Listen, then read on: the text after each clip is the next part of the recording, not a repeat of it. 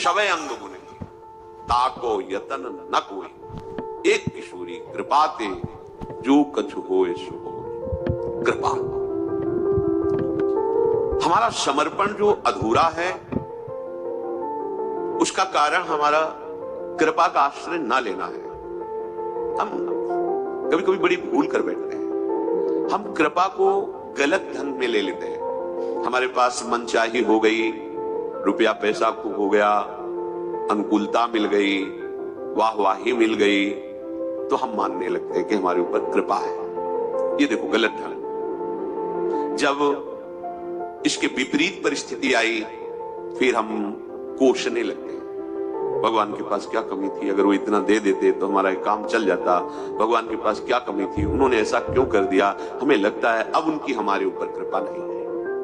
हम कृपा को अनुकूलता में तोड़ने लगते हैं, प्राकृतिक अनुकूलता को हम कृपा मानने लगते हैं। नहीं, कृपा ये सुंदरम सुंदराणाम है, भीषणम भीषणानाम भी है। जब कृपा का आप आश्रय लेंगे तो अब कृपा सुधारेगी आपको। उसका दो स्वरूप है, तैयार रहिए। सुंदरम सुंदराणाम, बहुत सुंदर, सुंदर से भी सुंदर है। कुसुमादपि, कुसुम से भी कोमल, वज्रादपि कठोरा, वज्र से भी कठोर है। कृपा पात्र को इसकी परवाह नहीं रहती, जो वास्तविक शरणागत है। पर आप परिचय जान लीजिए कृपा का।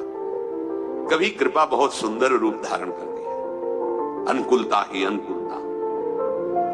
जब देखती है कि अभी तो इसमें फंसाव है, अनुकूलता में फंस जाएगा ये, तो फिर वो भीषण रूप धारण करती, विनाश लेगा। हर तुम्हारी चाही हुई बात के विपरीत, हर तुम्हारी राग की वस्तु को नष्ट कर देगा। अब आपको लगेगा कि मेरे आराध्य देव की मेरे पर कृपा है। आप विपरीत चिंतन करने लगेंगे, आपको संशय हो जाएगा, आप शरणागति को कोसने लगेंगे। कहते हैं शरणागत रक्षक है, अमुक कार्य देखो बिगड़ गया, अमुक संतान गई, ऐसा क्या ये इनकी कृपा है?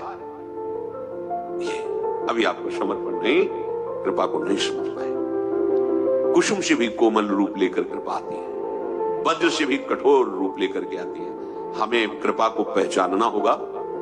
कृपा की पहचान वही कर सकता है जिसका अपना कुछ नहीं रह गया है। प्रभु के सिवा सब कुछ होते हुए भी सब समर्पित भाव केवल प्रभु, वही कृपा को पहचान जाता है। कृपा को जिसने आदर देना सीख लिया, ये बड़ी सूक्ष्म बात है।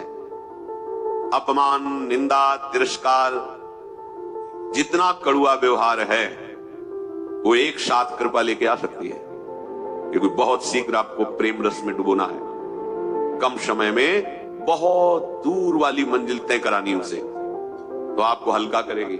जितना राग भरा हुआ है मिट एक साथ हो सकता है। ऐसा आपका मन प्रतिकूल, आपका तन प्रतिकूल, आपका बाहरी व्यवहार जन प्रतिकूल, हाहाकार मच सकता है। आपको कृपा की पहचान करनी है। ओहो, इस समय प्रचंड रूप धारण करके भगवान की कृपा है। स्वागत है आपका। ऐसा मंगल मोद, ऐसा परिणाम आनंद में होगा, कृतकृत्य हो जाओगे। पर कृपा को केवल अनुकूलता, सम्मान, प्रियता, इसमें मत तोलिए। हमारी हालत यही है। हमारी जब अनुकूलता बनती तो हमें लगता है बड़ी कृपा है, और जब प्रतिकूलता आती है तो लगता है कृपा हट गई। ये कृपा कोई अनुकूलता प्रतिकूलता से संबंध नहीं रखती है। ये आपको केवल प्रियालाल के प्रेम में डुबोएगी। उसको जो भी करना पड़ेगा। जब देख लिया गया कि अब ये विषैला फोड़ा दबने वाला नहीं है, अब तो ऑपरेशन शल्य क्रिया ही इसका उपचार है, तो फिर वो ऑपरेशन ही होगा। ऐसे ही जब कृपा सिंधु की कृपा देख लेती है कि अब इसका अहंकार इतना बढ़ गया है, राग इतना बढ़ गया है कि अब तो ऑपरेशन करना ही पड़ेगा, तब भीषणम भीषणानाम, भयंकर रूप धारण कर लेती है कृपा, और टूटने नहीं देगी। ये भी बात है। कृपा का जो भयंकर प्रहार होगा वो आपको कवच पहना के होगा। केवल अहंकार को नष्ट किया जाएगा, केवल राग को, आप में चोट नहीं पहुंचने दी जाएगी। क्या कवच होगा?